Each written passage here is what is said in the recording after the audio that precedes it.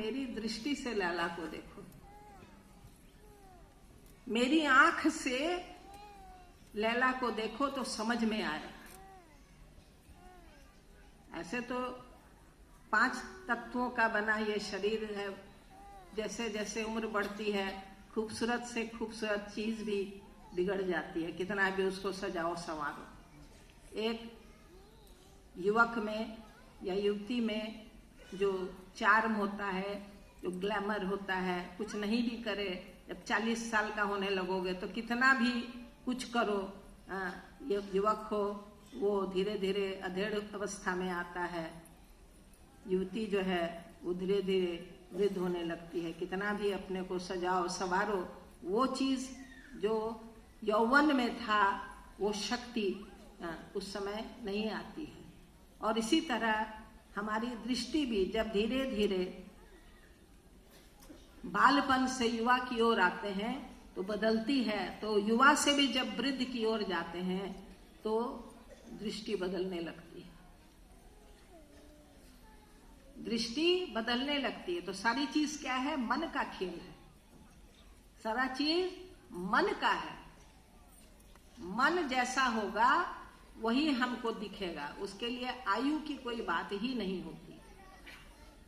और कहते हैं कि मन जो है ना, मन और चैतन्य, मन जो है वो और चैतन्य, चैतन्य जो है हमारी आत्मा जिसको कहें, आत्मा तो किसी ने नहीं देखा लेकिन चेतनता तो है ना। मनुष्य में चेतनता है तभी तो हाथ हिला रहे हैं, पैर हिला रहे हैं, सुन रहे हैं, बोल रहे हैं, खा रहे हैं, वो पच रहा है। जहाँ ये चैतन्य जो भीतर है वो समाप्त हुआ तो सब कुछ ऐसा ही है, सब कुछ ऐसा ही रहता है। लेकिन वो चेतनता चली गई तो शरीर जो है वो जड़ हो जाता है। तो मन और चैतन्य, चैतन्य जो है वो एकदम साक्षी भाव में है, उसको कोई फर्क नहीं पड़ता है। वो बिल्कुल जैसे शीशा होता है, आदमी आया गया, आदमी आया गया, जिसकी भी परछाई पड़ रही है जितनी देर तक वहां है बस है, उसके बाद हो गए। शीशे पर अक्स जो पड़ता है, जो उसकी जो परछाई पड़ती है, जो शैडो आता है, वो उस पर टिकता नहीं है। वैसे ही चेतनता जो है वो बिल्कुल साक्षी भाव में है, जा रहा आ रहा जा रहा, कोई मतलब नहीं है, वो अपने जगह है, स्थिर है। लेकिन मन जो है ना, मन वही हमेशा पकड़ता रहता है।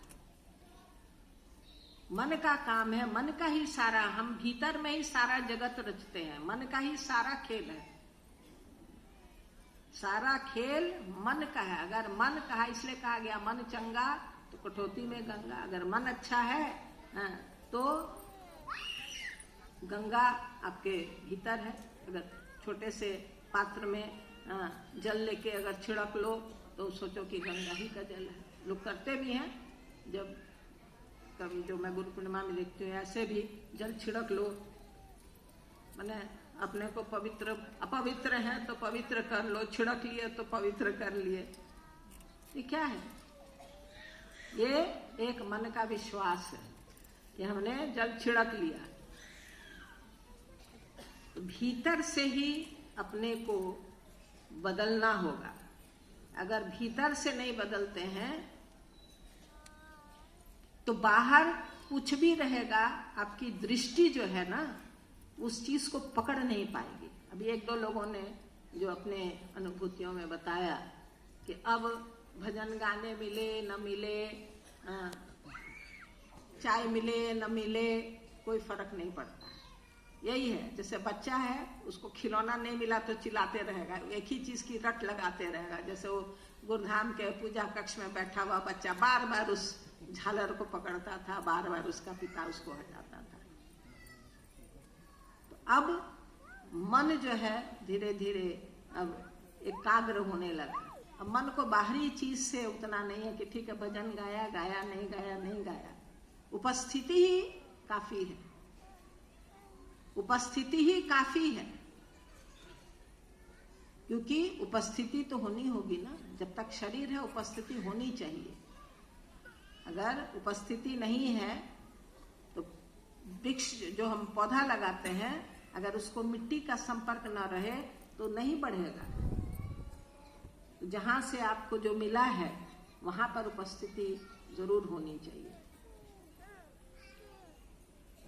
तो मन को हमको धीरे धीरे धीरे, वो कैसे होगा? धीरे धीरे मन जो है बस धीरे धीरे करते करते करते करते, इस बात को मैं बराबर कहती हूँ कि जो विद्यार्थी पढ़ने जाता है वो क्या करता है?